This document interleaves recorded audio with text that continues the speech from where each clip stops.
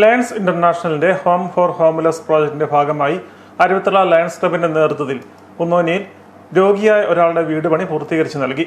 പരിപാടിയുടെ ഉദ്ഘാടനം Lions district 318 B chief project coordinator Sibi Mathew Plathottam നിർവഹിച്ചു.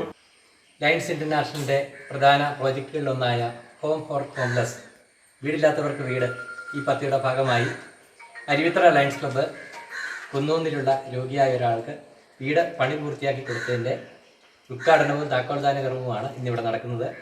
ഈ ഒരു പ്രോഗ്രാമിനായിട്ട് അരുവിത്തറ ലയൺസ് ക്ലബ്ബിലെ എല്ലാ മെമ്പർമാരും സഹകരിച്ച എല്ലാ മെമ്പർമാരോടും ഡിസ്ട്രിക്ട് 318 ബിയുടെ പേരിലുള്ള സന്തോഷവും നന്ദിയും അറിയിക്കുകയാണ്.